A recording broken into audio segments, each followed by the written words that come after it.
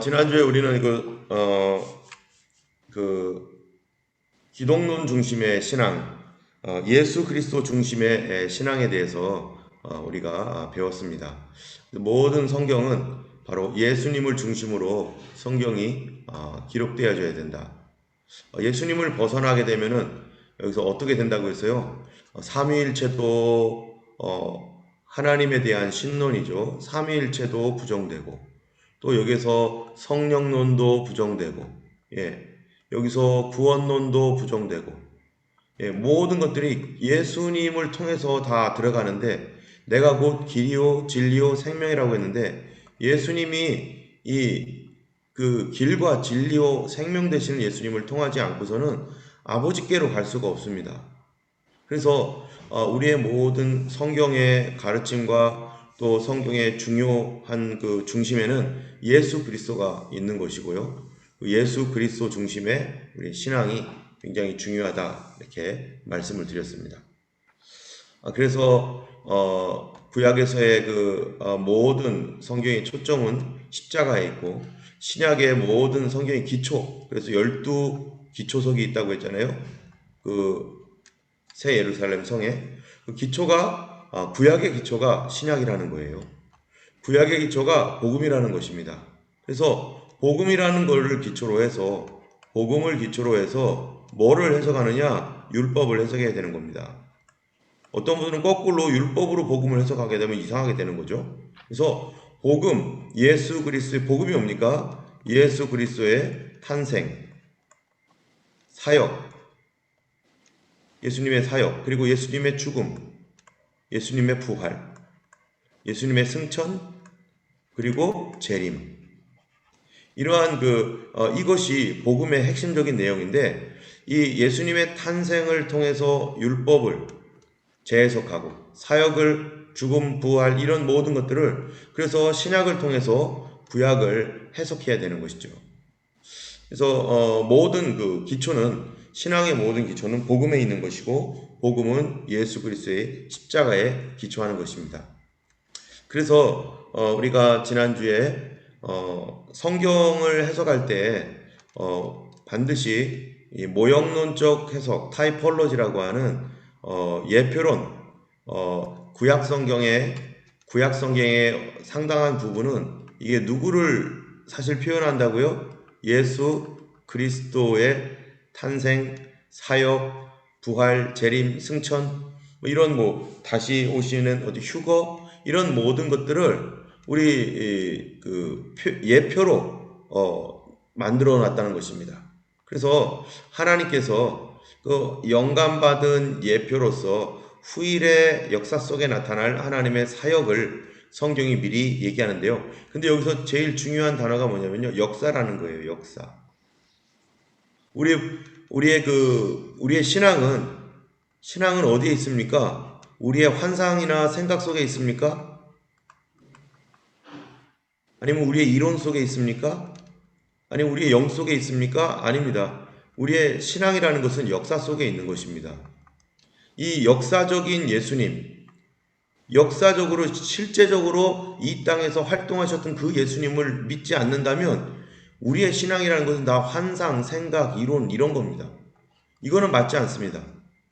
그래서 예수님이 이 땅에 계셨는가 대단히 중요합니다. 그래서 우리가 성경을 연구하는 사람들은 이 고고학이라든지 이런 성경이 역사적으로 증명되는 것을 굉장히 중요시하는 거죠.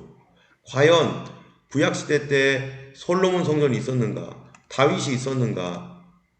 또 예수 그리스도께서 이 땅에 정말로 몸으로 오셔서 활동하셨는가? 이런 것들이 이 역사 속에서 히스토리컬 지저스, 역사 속에서 있지 않다면 우리의 신앙은요, 환상입니다. 그래서 많은 사람들이 이거를 예수님의 부활 승천 이런 것까지 믿지 않기 때문에 결국 우리의 신앙을 뭐로 만들어요? 도덕적으로 만드는 거예요. 그래서 자유주의가 도덕적 기독교를 만들려고 애를 쓰고 있고, 그래서 이 자유주의자일수록 교회를 비판하는데 교회에 무엇을 비판합니까? 교회에 복음을 비판하는, 복음이 없다, 교회에 복음대로 하지 않는다 이런 거 비판 안 해요. 항상 자유주의적인 어떤 경향을 갖고 있는 사람들은 교회의 도덕성을 비판합니다. 그래서 그 교회는 착하지 않고 그 교회는 어쩌고 계속 이런 비판을 하는데요. 그런 비판은 당연히 잘못되면은 받아야죠. 우리가 도덕적인 비판을. 그러나 더 중요한 것은 복음적 비판이에요. 복음이 무너진 곳에서 도덕이 세워지면 뭐합니까? 도덕의 기초가 복음인데 아담과 하와가 무너진 이유가 도덕성이 잘못돼서 무너졌습니까? 아니면 영성이 잘못돼서 무너졌습니까? 이 바로 영성, 이 복음이 잘못돼서 무너진 거거든요. 복음이 잘못되니까 도덕이 무너지는 거죠. 그래서 우리가 그 교회가 어떤 교회인가, 성도들의 어떤 삶을 이렇게 볼 때 그 성도들의 삶에 있어서 우리가 뭐 이분은 저렇다, 이렇다, 저렇다 이렇게 얘기할 때 우리가 도덕성을 가지고 이렇게 사람을 평가하거나 비판하게 되면은 어떤 경우에는 나도 사실은 도덕적으로 문제가 있는 사람이잖아요. 그래서 그런 평가와 비판을 하게 되면은 이 잘못하면은 이 계속해서 이 비판하는 영으로 계속 떨어질 수밖에 없습니다. 그래서 도덕성을 말하기 전에 우리는 먼저 이 사람이 복음적 진리에 서 있는가 이거부터 먼저 확인해야 돼요. 복음적 진리 위에 바르게 설 때 도덕이 고쳐질 수 있고 윤리적으로 설 수 있는 것이지 복음적 진리에 서 있지 않은 사람이 도덕적인 어떤 삶을 살아갈 때는 그 사람은 오히려 종교 다원론자가 되고 타 종교와도 얼마든지 교류할 수 있는 혼합주의자가 될 수 있다는 거예요. 그래서 우리가 굉장히 중요한 거는요. 신앙이라는 것은 역사적이다. 우리 역사 속에서 실제로 일어나야 된다. 그러한 역사적인 예수님이 그러면은 신앙이 역사적이라면은 예수님의 이 땅에 계셨던 거, 부활하시고 승천하신 거, 뭐 이런 모든 것들이 역사적이기 때문에 다시 오실 것도 뭐가 되는 거예요? 역사가 되는 거죠. 그런데 복음이 신앙이 역사적이지 않고 영적 도덕적으로 끝나면은 예수님의 뭐를 믿지 않아요? 재림을 믿지 않습니다. 부활을 믿지 않습니다. 신앙의 핵심을 믿지 않으면 구원받은 신앙도 아니에요. 하나님 주신 믿음도 아니에요. 그래서 우리의 신앙은 반드시 역사성 속에 있다. 구약의 과거에 오신 예수님은 앞으로도 미래의 어떤 역사 속에서 어떤 완 제너레이션 때 다시 오신다. 이게 요한계시록이 바로 그러한 것이죠. 자, 이런 예수님은 그러면 어떤 분으로 오실 것인가? 성경에서는 예수님이 누구인지에 대해서 몇 가지로 얘기하고 있는데요. 예수님은 먼저는 누구냐 하면은요. 예수님은 주 예수 그리스도는 교회의 머리시다라고 말합니다. 교회의 머리. 교회의 머리이기 때문에 예수 그리스도가 누구인지를 잘 모르면은요. 뭐가 문제가 되냐면 교회론이 문제가 돼요. 교회론. 여러분 요한계시록 맨 마지막은 뭐에 관한 것입니까? 천국에 관한 것이잖아요. 천국인데 이게 뭐라고 하는 거예요? 새 예루살렘. 새 예루살렘에 관한 겁니다. 근데 새 예루살렘이 이게 누구예요? 신부이고 어린 양의 신부이고 이게 곧 누구예요? 교회예요. 교회는 구약 성경에 크게 둘로 있는데 하나는 신약의 교회, 하나는 구약의 교회. 그래서 신약의 교회는 기초이고 구약의 교회는 문이 되는 것이죠. 그래서 이 성전 표현을 할 때 이렇게 새 예루살렘 했을 때 12기초석 위에 문이 3개씩 이렇게 있다고 했잖아요. 신약은 기초이고 구약은 문인데 결국에는 이 예루살렘이라고 새 예루살렘은 교회를 말하는 것이기 때문에 교회가 굉장히 중요합니다. 예수 그리스도와 연합되어 있는 예수 그리스도의 신부로서의 교회. 그래서 우리가 예수님을 믿는다라고 할 때 교회 생활이 너무나 중요한 거예요. 교회 생활이. 이것이 천국 생활을 우리가 미리 맛보고 어떻게 공동체가 예수 믿는 공동체가 그리스도 안에서 함께 살아갈 것인가를 배우는 곳. 그것이 교회예요. 그런데 어떤 사람은 무교회주의자가 있어요. 교회가 필요 없다. 그럼 천국 안 가겠다는 거죠. 천국이 필요 없다는 거죠. 교회가 필요 없으면 공동체 신앙이 이루어질 수가 없죠. 그래서 주님께서 우리를 교회로 부르셨어요. 교회로. 그래서 우리가 특별히 마지막 시대를 살아가는 이 예수님의 재림, 휴거, 이거를 사모하는 사람들 중에는요, 이 교회론이 무너진 사람 되게 많습니다. 교회가 뭔지를 모르니까, 아, 이 교회 틀렸어, 저 교회 틀렸어, 엄청 비판만 하고, 저 교회는 뭐, 저 교회 목사님이 이런 것도 몰라, 저런 것도 몰라 하면서 엄청 비판을 해요. 그런데 예수 그리스도의 몸이거든요, 교회가. 그 몸이 상처가 있건 또는 어디가 썩어가건 어떻건 간에 우리가 교회의 모습을 볼 때 우리가 어떤 눈으로 봐야 되는가? 이 극률한 눈으로 하나님의 자녀의 마음은 이 안타까운 마음으로 봐야지, 이거를 막 비난하고 뭐가 어쩌고 저쩌고 하면서 교회를 막 비판하는 그런 사람들이 참 많습니다. 그 사람들 대부분 무엇을 비판한다고요? 도덕을 비판해요. 복음을 비판하지 않아요. 그 교회가 복음적이냐 이런 문제를 정말 보는 사람들은 그 교회를 위해서 극률한 마음을 갖죠. 오히려 비판을 하더라도 안타까운 마음으로 하나님 앞에 극률한 마음으로 그거를 가지고 나아가서 기도하고 그렇죠. 그래서 우리가 항상 교회를 볼 때 그 교회가 복음적인 교회인가, 그리고 교회는 반드시 있어야 됩니다. 그리고 누구든지 교회에 소속이 되어 있어야 돼요. 교회를 무시하면 안 됩니다.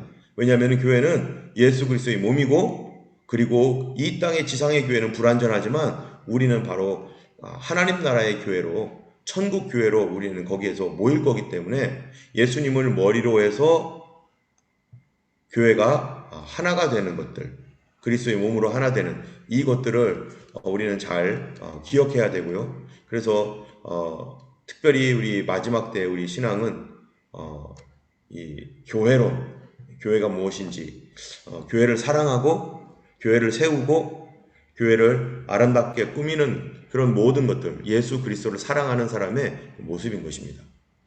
두 번째로는요, 예수님이 누구인가 하면요, 여기에 우리 이 요한계시록 20장에 보면은 이제 용을 잡고 옛뱀 곧 마귀요 사단이라고 하는 용을 잡아서 1000년 동안 집어넣는다라고 해요. 그리고 이제 또 사도 요한이 보니까 보좌가 보이는데 심판하는 권세를 받았다는 거죠. 누가 심판하는 권세를 받았습니까? 예수님의 12제자, 지난주에 했습니다. 12제자가 심판하는 권세를 받았는데 이게 바로 교회라는 거죠. 교회가 이스라엘을 심판하겠다는 거예요. 이스라엘 12지파를 심판한다라고, 다스릴 것이다라고 이야기했습니다. 그래서 교회를 통해서 무엇을 해석해야 됩니까? 교회를 통해서요, 이스라엘을 해석해야 돼요. 이스라엘을 통해서 교회를 해석하는 게 아니라 교회를 통해서 이스라엘이 뭔지를 해석을 해야 돼요. 그래서 이 이스라엘이라고 하는 이 구약 시대에, 이스라엘이라고 하는 이 구약 시대의 교회의 원형이 신약 시대의 신약의 교회예요. 원래는 이 원형이 신약의 교회인데, 그러면 구약의 교회는 뭐냐? 그림자죠. 그림자. 그래서 한번 여러분 생각해 보세요. 신약의 교회가 원형이고 구약의 교회가 그림자라면 신약의 교회가 뭡니까? 예수 그리스도의 신부이죠. 신약의 교회가 예수 그리스도의 신부인 것처럼 구약의 교회도 예수 그리스도의 신부죠. 신약의 교회가 예수 그리스도의 군사인 것처럼 구약의 교회도 그렇게 똑같이 예수 그리스도의 군사의 모습을 갖고 있습니다. 그래서 여러분, 우리가 이집트에서 이스라엘이 탈출을 했을 때, 이집트에서 나올 때 그들이 나중에 민수기에 보면은요, 하나님께서 뭐라고 말하면은 군대라고 말을 해요. 내 군대다. 그래서 신약에서는 백마를 탄 예수 그리스도의 뒤를 따르는 하나님의 군사인 것처럼 구약에도 똑같이 군대라고 말합니다. 그래서 어쨌든 신약을 통해서 구약을 항상 해석을 한다. 라는 것들을 우리가 기억하고 그래서 예수님의 12제자인 복음으로 바로 구약의 율법, 복음을 통해서 구약의 말씀을 해석해야 된다는 것입니다. 자, 예수님은 그래서 누구냐고 하면은 예수님이 바로 유대인의 왕이다 라고 하는 것이죠. 우리 그래서 신약을 통해서 구약을 해석하는 것이죠. 유대인의 왕이신 예수님. 마태복음 2장 2절을 우리 이준환 집사님께서 여기 2장 2절 끝까지 27장 37절까지 한번 읽어주시겠어요? 유대인의 왕으로 나신 이가 어디 계시냐? 우리가 동방에서 그의 배를 보고 그에게 경배하러 왔노라 하니 예수께서 총독 앞에 섰음에 총독이 물어 이르되 내가 유대인의 왕이냐? 예수께서 대답하시되 내 말이 옳도다 하시고 그 머리 위에 이는 유대인의 왕 예수가 쓴 죄패를 붙였더라. 네. 자, 예수님은 우리가 방금 본 것처럼 첫 번째로는 예수님이 누구인가? 예수님이 보좌에 앉으셔서 다른 보좌에 앉은 사람들에게 심판하는 권세를 주셨는데 그 예수님은 첫 번째로는 교회의 머리고 두 번째로는 예수님은 유대인의 왕이라는 거예요. 유대인의 왕. 자, 예수님은 지금 교회의 머리로 존재하십니다. 그리고 예수님은 유대인의 왕으로서 오셨어요. 그러나 지금 예수님이 유대인의 왕으로서 대우를 받았습니까? 이스라엘의 왕으로서 정말로 예수님이 다윗처럼 그렇게 예수님께서 존재하십니까? 아직 그렇지 않습니다. 예수님께서 유대인의 왕으로서 다윗 왕과 같이 다스릴 날이 올 텐데 그때가 언제겠어요? 그때가 바로 이 재림의 때라는 거죠. 또 그래서 유대인 구약 성경에 아직 이루어지지 않은 예언 말씀이 바로 예수 그리스도 메시아가 와서 다스린다는 거예요. 영원 무궁토록. 아직 이것이 이루어지지 않았는데 그럼 유대인만의 왕이냐? 아, 그렇지 않죠. 예수님은 유대인만의 왕이 아니라 예수님은 동시에 만왕의 왕이라는 거죠. 만왕의 왕. 자, 우리 성경 말씀 여기 교회의 머리 먼저 있네요. 예, 에베소서 1장 교회의 머리 이 말씀 우리 김순아 집사님께서 한번 읽어주시겠어요? 또 만물을 그의 발 아래에 복종하게 하시고 그의 만물 위에 그의 머리로 삼으셨느니라. 그는 몸인 교회의 머리시라. 그가 근본이시오 죽은 자들 가운데서 먼저 나신 이시니 이는 친히 만물의 으뜸이 되려 하심이요. 네, 그래서 교회의 머리가 예수님이시라는 거죠. 예, 그래서 예수님은 유대인의 왕이기도 하시고 교회의 머리이기도 하시고 그 다음에 예수님은 또 누구이신가? 계시록 1장 5절, 19장 16절 우리 이혜련 집사님께서 한번 읽어주세요. 또 충성된 증인으로 죽은 자들 가운데서 먼저 나시고 땅의 임금들의 머리가 되신 예수 그리스도로 말미암아 은혜와 평강이 너희에게 있기를 원하노라. 우리를 사랑하사 그의 피로 우리 죄에서 우리를 해방하시고 그 옷과 다리에 그 이름을 쓴 것이 있으니 만왕이요 만주의 주라 하였더라. 네, 자 이제 예수님을 앞으로 다시 오실 왕이신 예수 그리스도 이 재림에 다시 오실 재림의 예수님은 왕으로 오시는데요. 우리가 방금 본 것처럼 어떤 왕이라고요? 첫 번째로는 교회의 머리, 두 번째로는 유대인의 왕, 세 번째로는요 만왕의 왕으로 예수님께서 왕으로서 오신다는 겁니다. 그렇기 때문에 예수님께서 오셔서 교회를 판단하시고 또 이스라엘을 판단하시고 온 세상을 판단하시는 거죠. 그래서 이게 심판과 구원이 동시에 예수님의 재림 때에 일어나는 것입니다. 결국에 교회 예수 그리스도를 교회의 머리로 삼았는가? 유대인들은 예수님을 자기들의 왕으로 영접하고 있는가? 온 세상은 예수님을 왕으로 영접하고 있는가? 아직 이것들이 완벽하게 세 개 다 이루어지지 않았습니다. 그러나 주님께서 오시면 왕으로 오시는 예수님은 이러한 심판주로 오시는 예수님은 이렇게 교회와 유대인 이스라엘과 만왕의 왕으로서 오셔서 그분이 심판하시고 쭉정이와 가라지를 구분하실 것입니다. 자, 이제 예수님께서 여기는 조금 넘어가고요. 네. 우리 말씀을 이제 오늘 한 군데를 보면은 4절부터 이제 5절까지를 이렇게 전체적으로 다시 한 번만 읽어보겠습니다. 지금 이 앞에 있죠? 4절, 5절 한번 읽어보겠습니다. 시작. 또 내가 보좌들을 보니 거기에 앉은 자들이 있어 심판하는 권세를 받았더라. 또 내가 보니 예수를 증언함과 하나님의 말씀 때문에 목배임을 당한 자들의 영혼들과 또 짐승과 그 우상에게 경배하지 아니하고 그들의 이마와 손에 그 표를 받지 아니한 자들이 살아서 그리스도와 더불어 1000년 동안 왕노릇하니 그 나머지 죽은 자들은 그 1000년인 차이까지 살지 못하더라. 이는 첫째 부활이라. 여기에서 우리가 이제 오늘 요한계시록의 가장 중요한 부분 1000년이라고 하는 것들을 우리가 이제 봐야 됩니다. 1000년 동안 그리스도와 더불어 왕노릇하는 사람이 있는데 이 환란 속에서 그 짐승과 그 우상에게 경배하지 아니하고 이마와 손에 마크 666이라고 하는 이 표를 받지 아니한 사람들이 이제는 살아나서 예수님과 1000년 동안 왕노릇한다라고 하는 말씀. 그리고 그때 이 환란 가운데 죽었던 사람들은 1000년의 차이까지 살지 못하였다가 나중에 백보자 심판 앞에 이제 삶과 죽음을 결정하는 그런 심판 앞에 서게 된다는 겁니다. 그래서 여기 1000년 동안 왕노릇한다라고 하는 이 말 때문에 이제 우리가 1000년 왕국이라는 말을 해요. 1000년 동안 왕노릇한다. 그런데 이 1000년 왕국이라고 하는 이것 때문에 요한계시록을 보는 뷰가 관점이 총 3가지로 나눕니다. 요한계시록을 이거를 중심으로 해서 셋으로 나누는데 어떻게 셋으로 나누는가? 일단 6절도 한번 읽어보고 가겠습니다.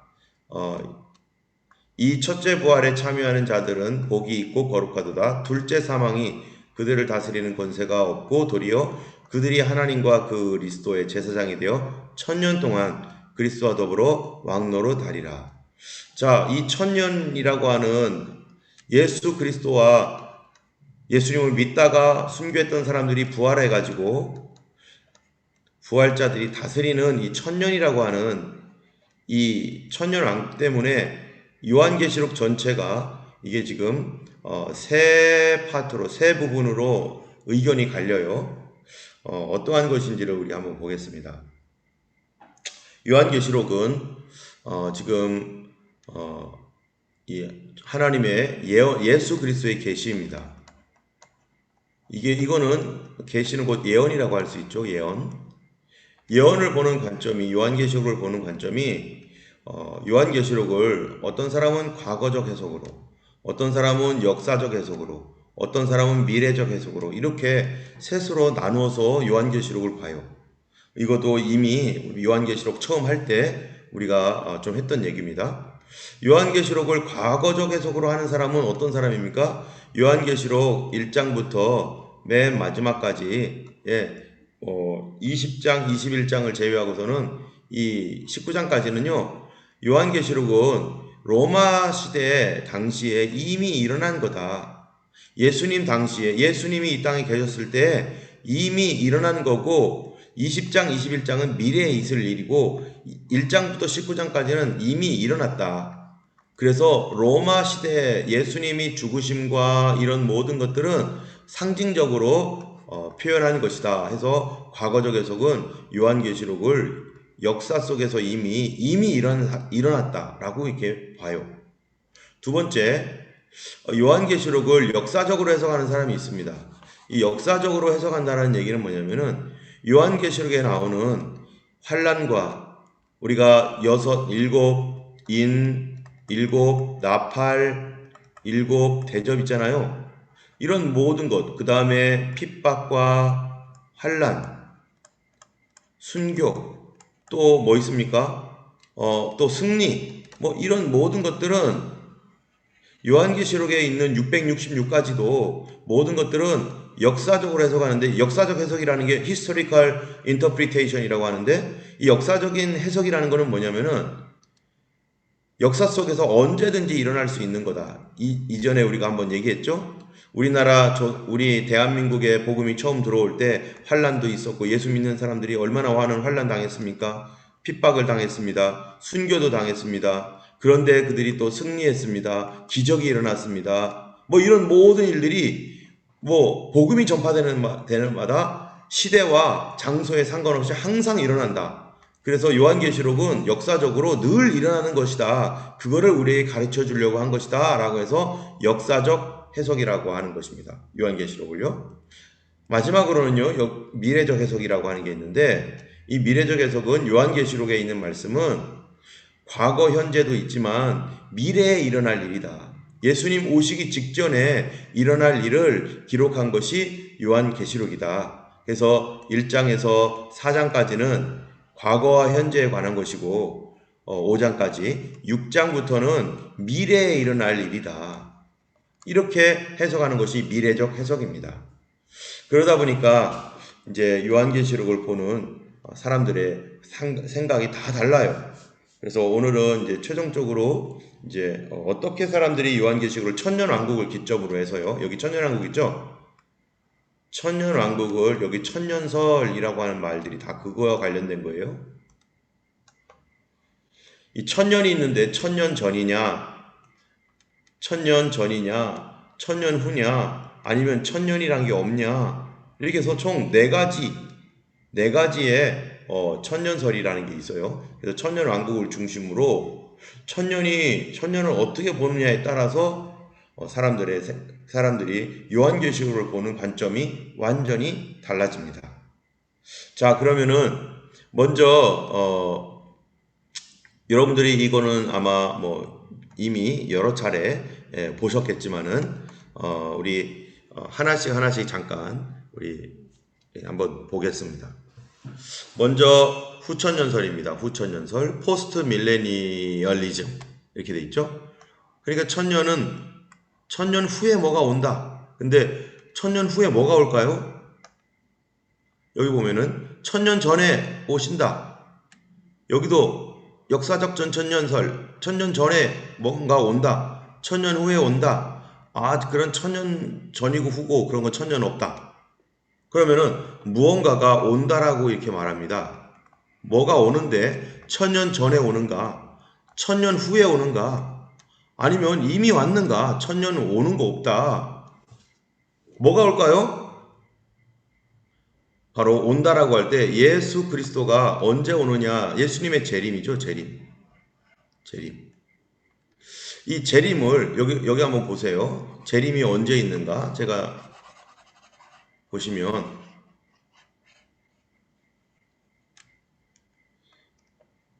여기가 천년이에요.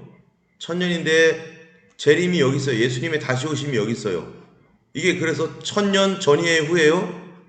천년 전이죠. 예수님이 천년 전에 천년왕국 전에 오신다. 그래서 전천년이에요. 또 여기도 조금 다르긴 하지만 여기도 천년왕국 전에 재림이 있죠. 그래서 이것도 전천년이에요. 근데 여기를 보세요. 여기는 천년왕국 후에 여기 재림이 있죠. 예. 그래서 이거는 후천년설이에요. 그러면 무천년설은 뭐냐? 지금이 천년왕국이다. 그래서 이미 왔다. 이미 끝났다. 천년왕국 같은 거 없다. 이게 무천년설이에요. 그래서 예수님의 재림이 언제이냐 따라서 전천년, 후천년, 무천년, 예수님 언제 오실까? 이게 재림에 대한 기대와 소망이 있는데 어떤 사람은 재림 없다. 어떤 사람은 재림이 천년왕국 뒤에 온다. 이렇게 얘기하는 것입니다. 그래서 여기 후천년설이라고 하는 것은 이 천년왕국 뒤에 예수님이 재림이 있다라는 사람들이에요. 자, 이 내용을 우리 서진 집사님께서 한번 읽어주시겠어요? 천년왕국을 복음이 전 세계에 확산되고 이 세상이 살기 좋은 이상적인 세계로 변해야 될 복음의 황금시대를 상징하는 것으로 보며 이러한 천년왕국 후에 그리스도의 재림이 있다고 본다. 성경의 가르침 및 이 세상의 재반 영적 현상과는 어울리지 않는다. 맨 밑에요. 지나친 인본주의적 사고와 낙관주의적 세계관에 기초한 것. 네, 이 후천년설이라고 하는 것은 천년왕국 이후에 예수님의 재림이 있다라고 하는 건데요. 그럼 천년왕국은 어떤 곳이랄까요? 여러분, 천년왕국은 성경에 보니까 어떤 곳이냐면은 우리 2절, 3절을 우리 서진 입사님 계속 한번 읽어주세요. 20장 2절, 3절이요. 용을 잡으니 곧 옛뱀이요 마귀요 사탄이라. 잡아서 천년 동안 결박하여 무저갱에 던져 넣어 잠그고 그 위에 임봉하여 천년이 차도록 다시는 만국을 미혹하지 못하게 하였는데 그 후에는 반드시 잠깐 오이리라.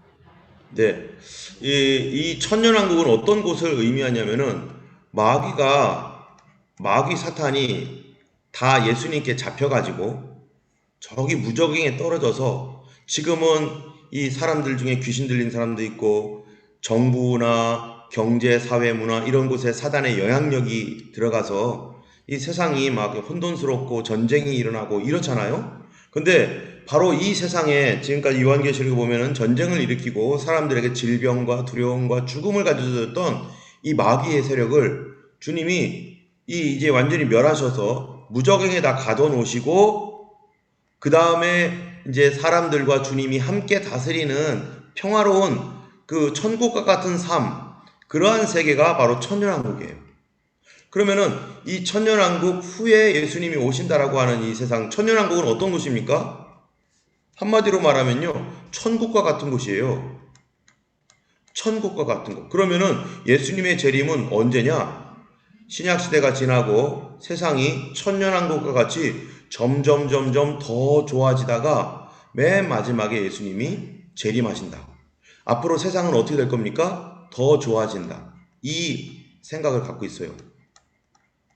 이 세상은 지금 세상이 막 혼돈하고 막 이렇지요. 그런데 이 후천년설을 믿는 사람들은 세상이 앞으로 더 좋아질 거야. 더 아름다워질 거야. 이렇게 생각하는 사람들이에요. 그러면은 왜 이렇게 생각하느냐면요. 우리가 아까 봤던 것처럼 이런 거예요.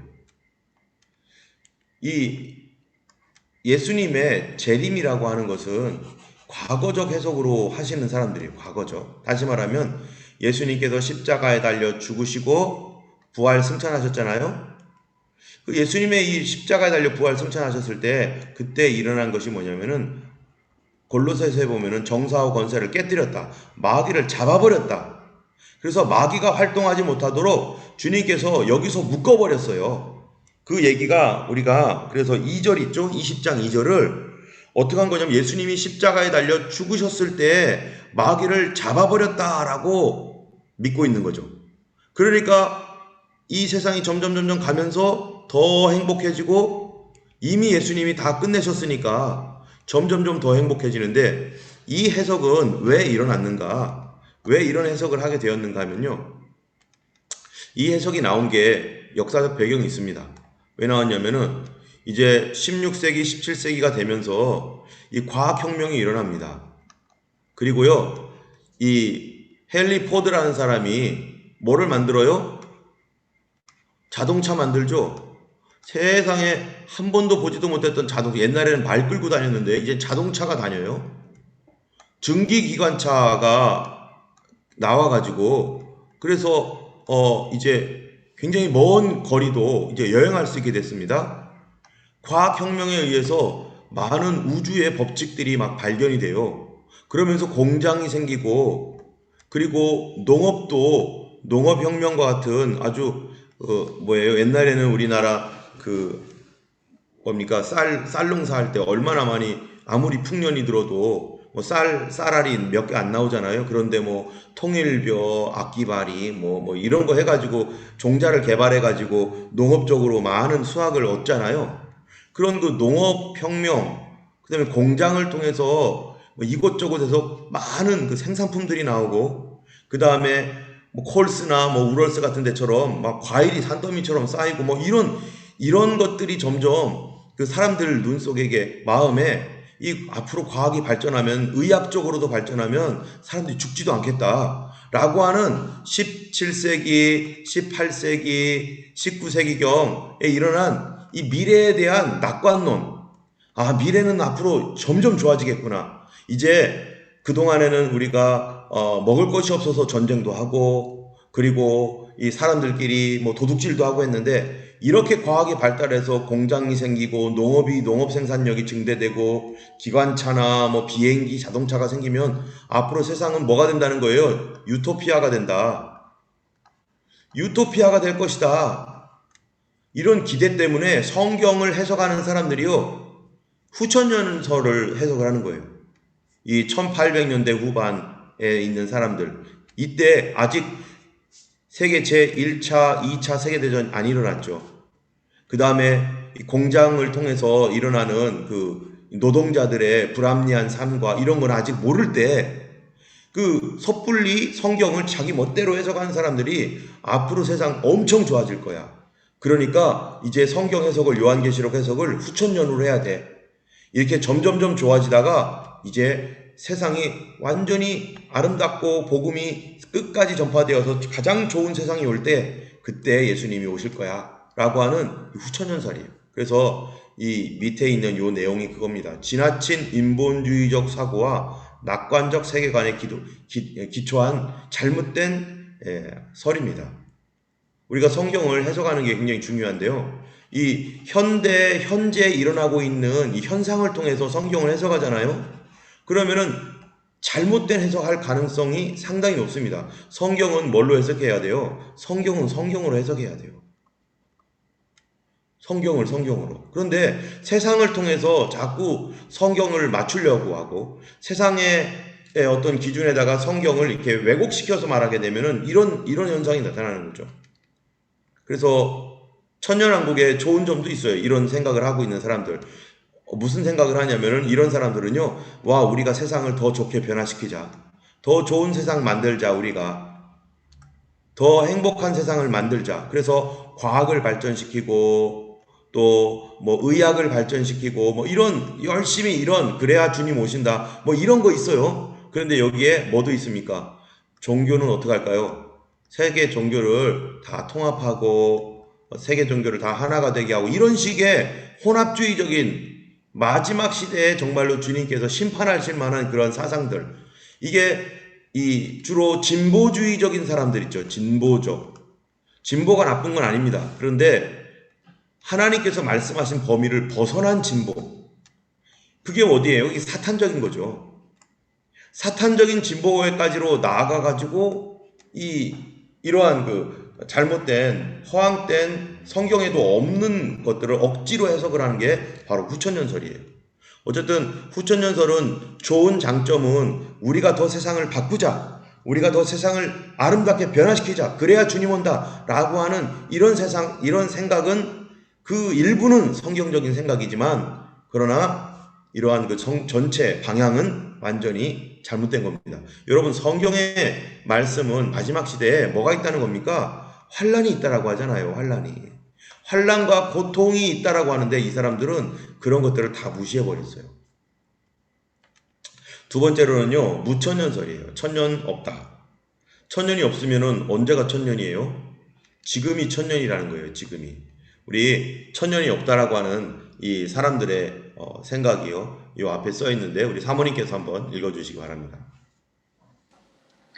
성경의 천년은 문자적으로가 아니라 초림부터 재림까지의 전 기간을 상징하는 것으로 본다.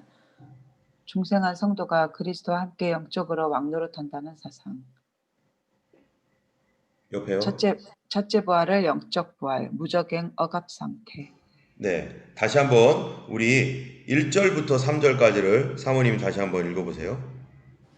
또 내가 보매 천사가 무적행의 열쇠와 큰 쇠사슬을 그의 손에 가지고 하늘로부터 내려와서 용을 잡으니 곧 옛뱀이요 마귀요 사탄이라. 잡아서 1000년 동안 결박하여 무적행에 던져넣어 잠그고 그 위에 임봉하여 1000년이 차도록 다시는 만국을 미혹하지 못하게 했는데 그 후에는 반드시 잠깐 노일이라. 네, 자 여기 보면은 천년을 뭐로 보냐면은 문자적인 말로 보는 게 아니라 상징으로 본다는 겁니다. 천이라는 게 뭡니까? 10 곱하기 10 곱하기 10이잖아요. 지금이야 천은 아무것도 아니죠. 근데 옛날에 천이라는 것은 엄청나게 큰 숫자잖아요. 그러니까 이 아주 오랜 기간이라는 그런 의미를 가지고 있다는 거죠. 오랜 기간. 근데 이거를 이 무천년설은 이 오랜 기간 동안 바로 1절에 보니까 이 무적행 천사가 나타나 가지고 무적행의 열쇠를 가지고 와서 용과 마귀를 잡아 가지고 1000년 동안 가둬버린다고 했어요. 그러니까 이거를 뭘로 해석하냐면 아까 9000년설처럼 똑같이 해석하는 거예요. 다시 말하면은 예수님께서 이 땅에 십자가지로 이렇게 오셔서 십자가에 달려 죽으셨는데 이때 예수님이 십자가에 달려 죽으셨을 때 마귀를 결박을 했고 마귀가 함부로 날뛰지 못하도록 주님께서 억압 상태 가운데 놨다. 무적행을 억압 상태라고 이렇게 해석을 했습니다. 이게 해석한 근거가 아무런 근거 없이 그냥 그렇게 얘기한 거예요. 무적행은 지옥을 말하는 거고 이 끝도 없이 떨어지는 곳을 말하는데 이걸 그냥 억압 상태라고 하는 말로 그냥 갑자기 그냥 튀어나왔어요. 그래서 마귀가 억압된 상태에서 이 세상의 마음대로 활동을 못한다. 특별히 예수 믿는 사람은 뭐를 갖고 있다는 거예요? 여기 보세요. 여기 중생한 성도가 그리스도와 함께 영적으로 왕노릇한다는 사상. 여기에 보면은 이 요한계시록 20장 여기 보면은 1000년 동안 그리스도와 함께 다스린다고 했는데 성경에서 말하는 1000년 동안 그리스도께서 다스리는 거는 우리가 아까 얘기했죠. 부활이라는 것도 영적 부활이 아니라 우리 몸이 부활하는 거예요. 몸의 부활. 우리 그래서 사도신경에 보면은 뭐라고 우리가 늘 고백합니까? 우리 몸이 다시 사는 것과 몸의 부활을 믿죠. 그런데 무천년설 이 사람들은요. 몸의 부활로 안 믿고 뭐라고 해요? 영적 부활이라는 거예요. 다시 말하면은 우리가 예수 믿고 성령으로 거듭난 것 그거를 바로 부활이라고 한다 이렇게 말을 해요. 성령으로 거듭난 것과 부활이 같습니까? 부활이라고 하는 것은 몸이 부활하는 걸 말하는 거거든요. 그런데 이 성경 말씀을 그런 식으로 해석을 하면서 영적으로 왕노릇한다라고 이렇게 해석을 합니다. 영적으로 왕노릇한다는 게 뭡니까? 이제 우리가 믿는 사람들이 우리가 보면 예수님께서 그러잖아요. 귀신을 쫓아내고 그 다음에 병든 자를 고치고 또 억압받는 자를 자유케 하고 너희가 거저받았으니 거저 주어라 라고 하는 그런 말씀들을 쭉 예수님이 하시잖아요. 우리에게. 이러한 것들이 바로 우리가 왕노릇하는 거라고 이렇게 얘기를 합니다. 우리가 기도할 때 귀신들이 나가고 병이 고쳐지고 예수 믿는 사람들에게 그런 일이 일어나잖아요. 기도해 줄 때 그런 일이 나타나잖아요. 그런데 이게 예수 그리스도와 함께 왕노릇하는 것이다. 이렇게 말하면서 예수님과 함께 왕노릇하는 사람들은 마귀의 유혹에 절대 넘어가지 않는다. 사단이 유혹해도 우리 다 이길 수 있다. 여러분 오늘날 영적 현실이 어떻습니까? 끊임없는 마귀의 공격 가운데서 멀쩡하게 믿던 사람들도 믿음 다 떨어져 나가고 흔들리고 난리가 나는데 지금도 영적 공격들이 얼마나 많이 있습니까? 그런데 이거를 우리가 왕노릇하고 다스리고 있다고 하면서 이거를 무엇으로 해석한다고요? 영적으로 해석한다는 거예요. 그러니까 이 영적으로 해석하니까 지금이 천년왕국이고 지금이 마귀가 활동을 억압당하는 시기. 마귀가 활동을 억압당하는 시기. 근데 성경에서는 뭐라고 했냐면은 3절, 사모님께서 다시 한번 3절만 읽어보세요.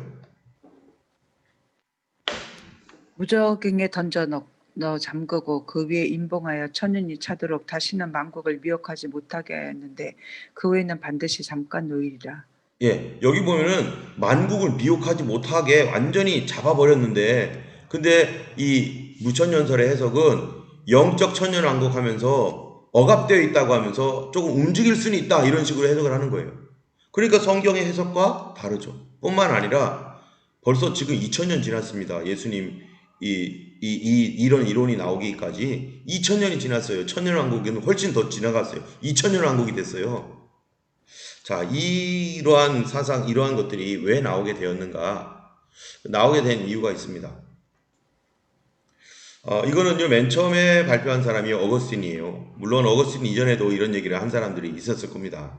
근데 대표적인 학자는 우리가 그 유명한 어거스틴이라는 사람이 하나님의 도성, 신국론이라고 그러한 그 책이 있어요. 신국론이라고 이렇게 썼습니다. 신국론. 이 어거스틴이라고 하는 이 사람이 이제 이거를 AD 420년경에 주장했는데요. 이 책에서 하나님의 도성이라는 책에서 이거를 주장했어요. 이 주장을 어떻게 했는지 우리 이준환 집사님께서 다시 한번 읽어주시겠어요? 무천년설의 등장은 AD 420년경 어거스틴이 하나님의 도성을 발표하면서 시작되었는데 그 책에서 어거스틴은 재림 이후 성취될 천년왕국에 대한 기존 관념을 뒤엎고 이를 상징적 개념을 도입하여 오늘날 교회가 그리스도의 왕국이며 하나님의 도성이라고 주장하게 됩니다. 이 학설에 영향을 준 신학은 대체신학과 비유신학으로 신플라톤주의의 영향을 받은 오리겐이 디오니시우스는 어거스틴에게 영향을 주어 무천년설이 로마 카톨릭의 정통교리로 자리 잡으면서 기존의 전천년설을 대체하게 됩니다. 예, 이 말에는 뭐가 있냐면요. 재림 이후 성취될 천년왕국에 대한 기존 관념, 기존에는 어떻게 믿었다고요? 전천년설 믿었어요. 조금 이따가 이제 나오죠. 전천년설은. 옛날에는 어거스틴 이전에는요, 다 전천년설 믿었어요. 그런데 갑자기 어거스틴이 나와서 그런 얘기를 하는 바람에 이게 너무 유명한 학자고 그 힘이 있는 학자니까 이 사람 말은 다 맞다고 생각한 거예요. 그냥 지금 와서 보면 이 사람도 사람이잖아요. 이 사람도 틀릴 수 있고, 그런데 이 사람이 워낙 천재이고 워낙 훌륭한 사람이다 보니까 이 사람이 말한 거를 그냥 사람들이 그냥 따라가는 거예요. 그런데 그렇게 따라갈 수밖에 없었던 이유가 당시에 이 사회적 분위기가 그것을 또 요구하고 있었습니다. 그럼 그 사회적인 분위기가 어떤 거였는가? 전천년설이 완전히 여기서 뒤바뀌어져 버려가지고 무천년설이 된 이유가 뭔가 계속 한번 읽어주세요. 어거스틴이 하나님의 도성을 기술하게 된 시대적 배경은 AD 420년경 고트족의 침략으로 로마 제국이 형성된 이후 처음으로 로마가 점령당하는 충격적인 사건이 발생하였고, 이 사건은 기독교가 국교화된 지 100년도 되기 전에 발생하였기 때문에 당시 로마 제국 내 이방 교도들의 반발과 기독교인들의 하나님에 대한 신앙적 회의감이 팽배해짐에 따라 로마 황제와 교황의 권위가 심각하게 위협받게 되자 이 상황에 대한 하나님의 뜻이 무엇인지 그리고 교회 권위를 회복시킬 신학적 논거가 필요했습니다. 이 과정에서 어거스틴이 교회의 권위를 세우고 이방 교도들의 비판에 대항하기 위하여 세운 근거가 바로 요한계시록 20장 1절에서 6절 말씀으로 천년왕국은 재림 이후 성취되는 것이 아니라 오늘날 신학 이후 이 시대가 곧 천년왕국으로 교회가 그리스도의 왕국이자 하나님의 도성으로 인간이 세운 건물이나 나라, 도성 언제든지 무너질 수 있지만 하나님이 세운 도성, 즉 교회는 절대 무너지지 않는다는 주장. 네, 이게 이제 우리가 이것도 이제 사회적인 배경 때문에 일어난 겁니다. 다시 말하면은 로마가 1000년 이상 버텨왔던 로마가 서로마 제국이 AD 420년경에요. 이 로마가 이렇게 있는데 로마 제국이 AD 420년경에 고트족에 의해서 로마가 점령을 당하게 되어버렸어요. 근데 이때는 콘스탄티누스 대제가 기독교를 공인을 하고 데오도시우스 황제가 이 기독교를 국교로 만든 때였습니다. 기독교가 국교가 된 이 로마 제국이에요. 그러면 이제 하나님께서 이 로마 제국을 지켜줄 줄 알았어요.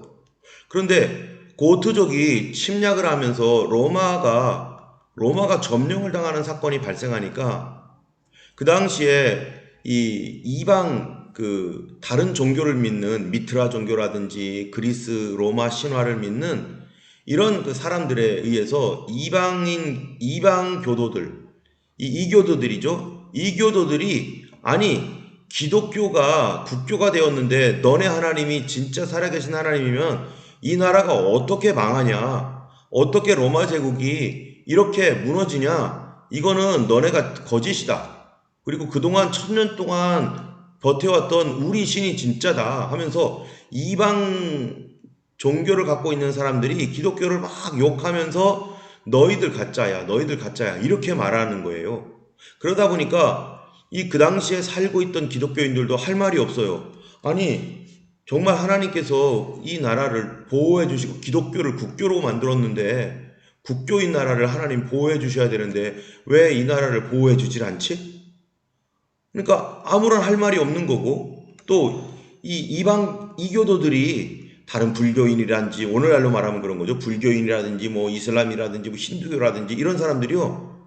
이 기독교인들한테 너희 하나님이 진짜 하나님이면은 왜 이 나라가 이렇게 무너지냐? 너희 하나님 가짜야. 이런 말에 대하여 아무런 할 말이 없었던 거예요. 그 당시에. 이렇게 되다 보니까 황제의 권위도 떨어지고 교회의 권위도 다 떨어져서 그 당시에 로마 황제나 교황이 아무 말도 못하고 있는 와 이거 사람들에게 신뢰를 잃어버렸습니다. 신뢰를 잃어버리고 특별히 교회가 세상에서 신뢰를 잃어버리게 돼버렸어요. 안 믿는 사람들에게 비난을 당하고 있고 그러니까 이 어거스틴이라는 사람이 이거에 대해서 어떻게 얘기를 해야 되느냐라고 하다가 쓴 책이 신국론이에요. 그 사람이 쓴 책이 하나님의 도성이라고 하는 신국론이 좋은 책입니다. 그런데 그 사람이 썼잖아요. 이 사람이 이런 배경 하에서 변호를 하기 위해서 썼는데 성경적이지 않은 철학적이고 환상적인 이런 것으로 상징적인 것으로 이 변호를 하다 보니까 논리를 가지고 변호를 하다 보니까 성경을 또 왜곡해 버리는 거예요. 그래서 뭐라고 합니까? 어거스틴이 교회 권위를 세우고 이방 교도들의 비판에 대항하기 위해서 세웠다는 거예요. 이게 문제죠. 성경은 성경이고 그 사람들이 뭐라고 공격을 하고 뭐라고 하든 하나님 말씀을 왜곡하지 말아야 되는데 이거를 이 자기의 철학적인 기반을 가지고서 성경을 왜곡해가지고 풀다 보니까 오늘 우리의 본문인 요한계시록 20장 1절에서 6절 말씀을 어떻게 한다고요? 재림 이후에 성취되는 것이 아니라 오늘날 신약시대 이후에 이 시대가 곧 천년왕국이다. 이게 무슨 말이냐면요. 천년왕국이라고 하는 것은 아까 영적 왕국이라고 했잖아요. 영적 왕국. 그러니까 하나님의 도성이라고 하는 건 이렇게 돼 있어요. 여기는 하나님의 나라인 천국이고 여기는 사람의 나라인 이 지상 나라예요. 그런데 이 지상 나라는 무너진다는 거예요. 무너질 수 있다는 거예요. 언제든지. 그런데 천국, 하나님의 나라는 절대로 무너지지 않는다. 그래서 요한계시록에 나타난 이 1절에서 6절에서 말하는 거는 이 지상 나라가 어떤 나라가 오든지 교회는 그 모든 나라에서 뭐를 해야 돼요? 다스리고 교회가 다스리고 그리고 그 교회는 절대로 무너지지 않는다. 그러다 보니까 그거를 의미하는 거다. 천년왕국이라는 것은 이렇게 얘기를 하니까 그러면서 교회의 권위를 세울 수는 있겠죠. 그런데 이것이 성경과는 배치되는 그런 사상이거든요. 그리고 이것이 나중에 강화돼서 교황권이 나와요. 교황이 온 세상의 영적 아비이기 때문에 영적이잖아요. 영적 아비이기 때문에 왕들도 다 내 무릎 앞에 무릎 꿇어. 내 발 앞에 무릎 꿇어야 돼. 이런 식으로 교황이 세상을 주인 노릇하는 말도 안 되는 이러한 이 학설을 이 사람들이 이제 펼치게 됩니다. 그 첫 번째 사람이 가장 유명한 학자가 바로 이 어거스틴이 그렇게 했어요. 그래서 이 천국과 지상이 있는데 천국과 지상이 있는데 지상 나라가 이런 식으로 가는 거죠. 어떻게 되는 거냐면은 우리가 어려움과 환난을 당할 때 여러분 어떻습니까? 믿음이 더 강해지나요? 나빠지나요? 힘들고 어려워지면 주님을 더 붙들어요. 그러니까 이 지상나라와 천국은 거꾸로 간다는 거예요. 이 지상나라가 행복하고 좀 좋아질 때는 천국은 마이너스가 되고 지상나라가 고통받고 어려우면은 천국은 플러스가 된다는 얘기예요. 그래서 우리의 신앙도 어려우면은 오히려 믿음이 더 자라고 편안하고 좋으면 믿음이 떨어지는 것, 이 천국이 떨어진다 이런 식으로 얘기하면서 이 무천년설을 주장하게 이르렀고요. 그러다 보니까 이게 누구에게까지 왔냐면은 칼빈이라고 하는 종교개혁자들도 이거를 받아들이게 되었습니다. 그래서 무천년설은 신약 시대 전체가 신약부터 지금까지가 다 뭐라는 거예요? 천년왕국이다. 이렇게 얘기를 해서 벌써 2000년 지났는데, 그래서 엉뚱한 이상한 해석이 되는 거죠. 여기 보면은 무천년주의 이렇게 돼 있죠. 그 다음에 전천년주의, 예전에 원래 성도들이 가지고 있었던 것이 전천년이에요. 이 전천년주의인데, 이거 왜 이러죠? 네, 사단이 무적행에 갇힌 거, 십자가와 부활 때다 이렇게 말을 해요. 일곱인 임금 나팔 이런 거는 초림부터 재림까지의 역사적으로 그냥 늘 있는 일이다. 짐승이 출현한 것들 우리가 다 이미 보셨으니까 아시겠지만 초림 로마 시대 때 네로 황제다. 다 모든 거를 다 언제로 말해요? 부증인, 천년왕국 이거 다 초림부터 재림까지 아주 쉬워요. 심플해요. 그냥 모든 거를 다 초림부터 재림이라고 말하면 다 끝나는 거죠. 근데 전천년주의는요 다 뭐예요? 이게 다 미래적 관점으로, 이 전천년주의는 이 요한계시록이 과거, 현재 그리고 미래에 관한 것이다. 여기는요 역사적인 것이다. 이렇게 하니까 여기는 다 재림 때를 얘기하는데 여기는 다 초림부터 재림이라고 해서 기간도 모르겠고 하여튼 이렇게 나타납니다. 예. 여기 뒤에 보면은 여기에도 보면은 계속 그런 내용이 있습니다. 자, 이제 역사적 전천년설이 있는데요. 그런데 이게 벌써 54분이 됐네요. 예.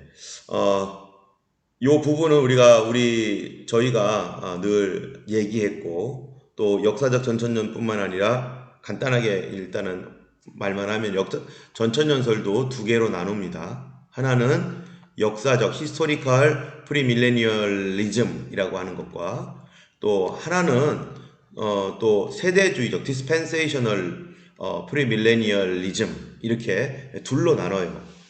그래서 역사적 전천년설은 휴거가 없다. 예수님의 재림 한 번 있다. 이렇게 얘기하는 거죠. 그리고 세대주의적 전천년설이라고 하는 것은 바로 주님께서 성도들을 이 환난 시기에 환난에서 건지시고 예수님을 신랑으로 모신 그런 성도들이 이 환난 때를 피해서 마치 롯과 노아의 때와 같다라고 하셨던 것처럼 하나님 말씀을 신뢰했던 그 사람들을 이 환난에 던지지 않고 그들을 피하여 주님께서 그들을 데리러 오시는 이 휴거와 그 다음에 천년왕국, 그 다음에 지상재림, 이것을 서로 나누는 것입니다. 그래서 이런 것에서도 많은 우리가 예전에 봤던 이장님이라든지 1992년 뭐 8월 뭐 며칠 뭐 이런 식으로 해가지고 날짜를 특정하는 이단들도 많아요. 그래서 오늘날 이 미국의 많은 사람들이요, 이 세대주의적, 제가 세대주의적 전천년을 주장하거나 그걸 따라가는 건 아닌데, 저도 우린 전천년인데, 바로 이것과 주님께서 이 미국도 마찬가지고요, 많은 사람들이 이러한 그 신앙을 우리가 받아들이고 성경을 있는 그대로 볼 때 이렇게 받아들일 수밖에 없어요. 자, 이 부분은 우리가 늘 얘기해왔고 했던 부분이니까 다음에 이 부분을 이제 또 얘기하는 것으로 좀 남겨두고 오늘은 여기까지 일단은 하고 다음 주부터는 이제 김무순 목사님 모시고 약 3주간 왜 이스라엘인가? 이스라엘의 역사와 그 이스라엘이 마지막 시대에 얼마나 중요한 그런 부분들을 차지하는지 그분의 그 간증과 함께 우리가 좀 이 이스라엘에 대하여서 우리가 같이 좀 배우려고 합니다. 그래서 다음 주에 우리 여러분 기대하시고 그렇게 오시면은 감사하겠습니다. 네.